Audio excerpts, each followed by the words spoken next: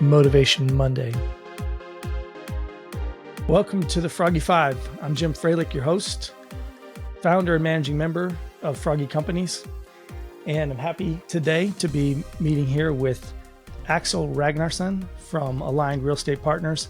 I've known Axel now 5 or 6 years. Met him at a meetup down in Portsmouth, multifamily meetup. He's wise beyond his years. We think of him as a Granite State real estate rock star, really. That's what. not to be too much of a sycophant to you, Axel.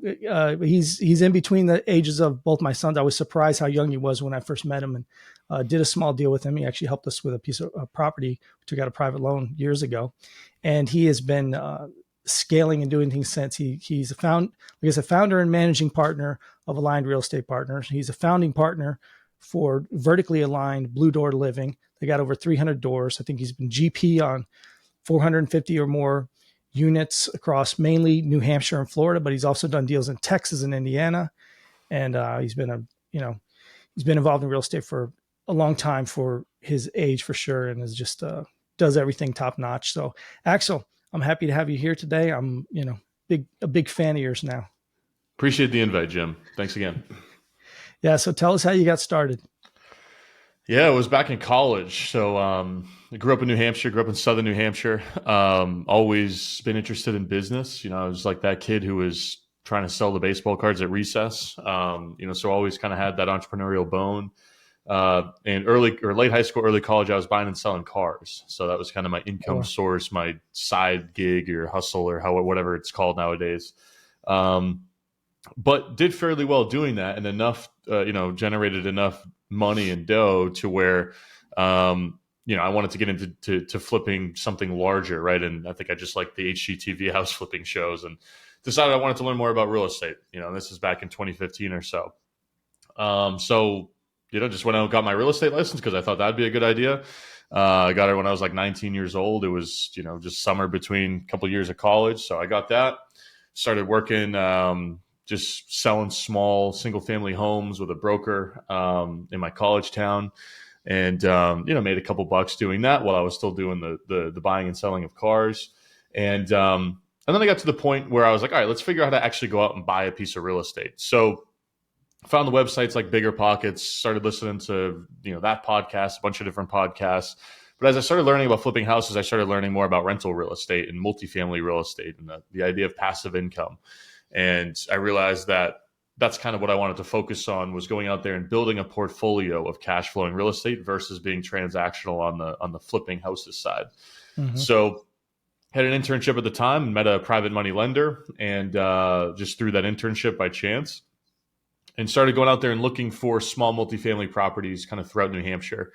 And one thing leads to another, bought a small 3-unit building, and that deal went okay. It wasn't really a grand slam or a bad deal. It was just an okay deal. Learned a ton on it, but had everything lined up as it related to money, at least in the short term, for getting deals financed. And the one thing that I realized that I could really compete on, or that I could outcompete other folks with, was just the desire and the ability to go out there and be really intentional about finding deals. So a lot of cold calling, a lot of direct mail, a lot of direct emailing, texting, messaging for rent ads, to trying to get in front of sellers.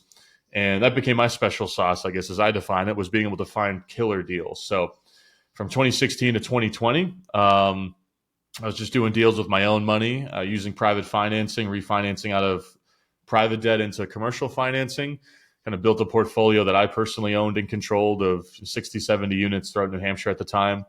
And 2020 rolled around, and I kind of had a moment where I was like, what do I want to really do with the business here? Is this what I want to do in perpetuity? Do I want to go and raise money? Do I want to try and do bigger deals?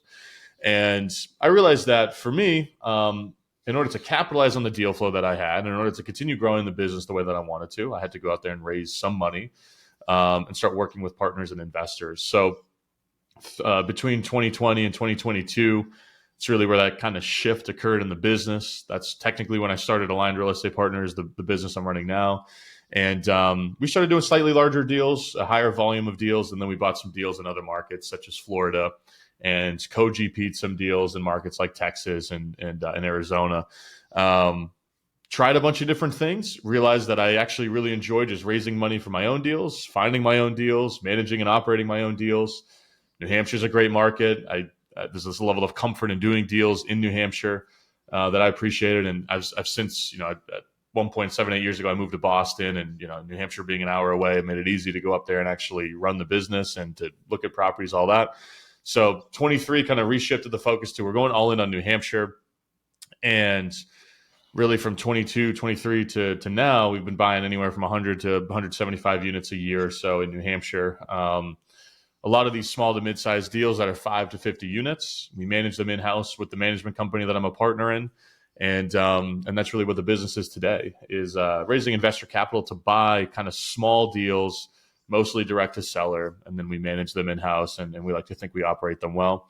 And that's what it looks like it's going to be, into the future here, or at least for the next few years. Yeah. Well, I've been lucky enough to watch you from the side. I think before you started doing these syndications, I gave a small presentation at our multifamily get together on syndications. I use you as an example for the future. I'd like to think I planted a seed there. I want to take some credit here. And likewise, I took a private loan out through a guy you lined up, or however you lined it up, back on a piece of property that popped up here, 7 acres, a long time ago. And we transacted on that. I ended up gifting that to my youngest son when he got married. Now I got 3 grandkids over on that property. So thank you for that deal, Axel. Love it. Got us that money quick when we needed it. So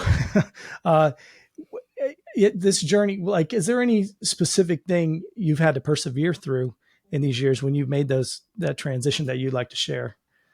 Yeah, there was two individual deals that were pretty catastrophic.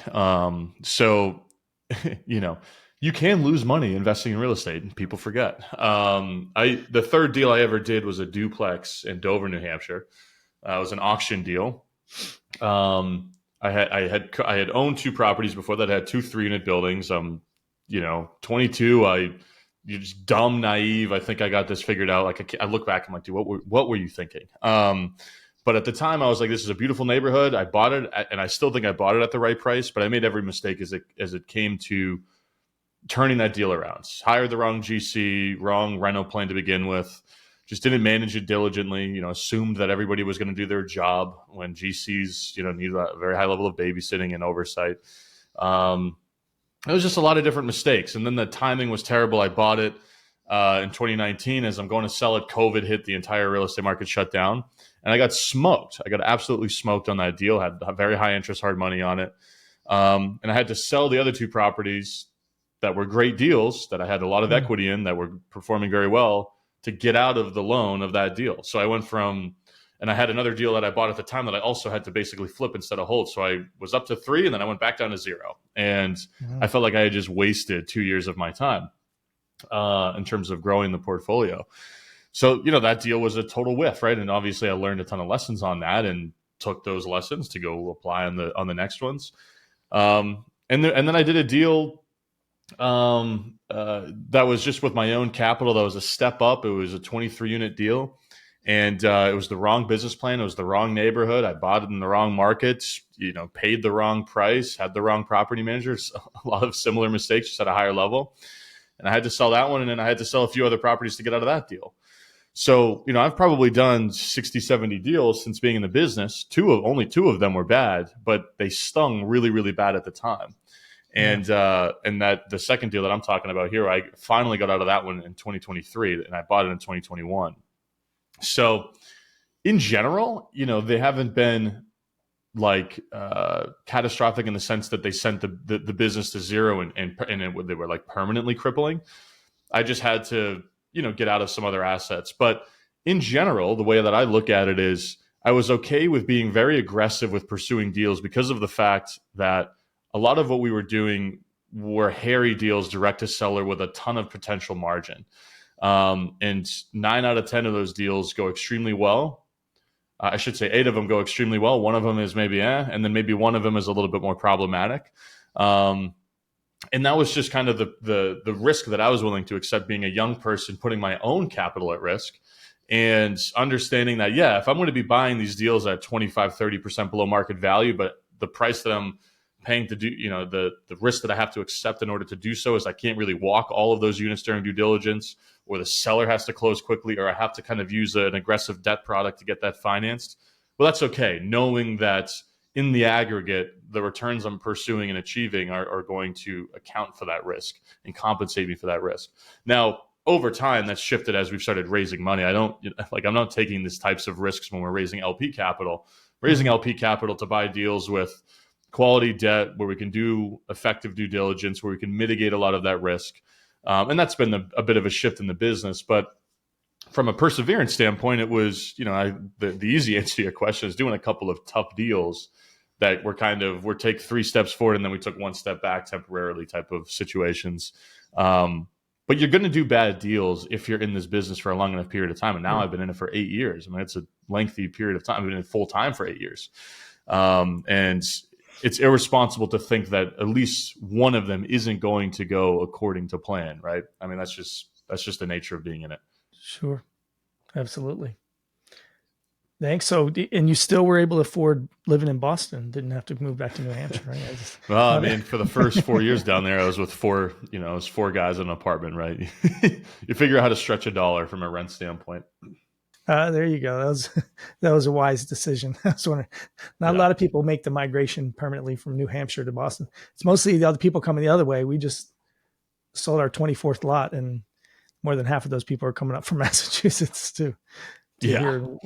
Well, it makes sense to go the other way. There's not a lot of logical reasons you only do it if you're in your early 20s and you want to head down there and you want to have some fun. You want a little action. At some point, you come back up. Yeah. You want a little action. You're not raising children yet.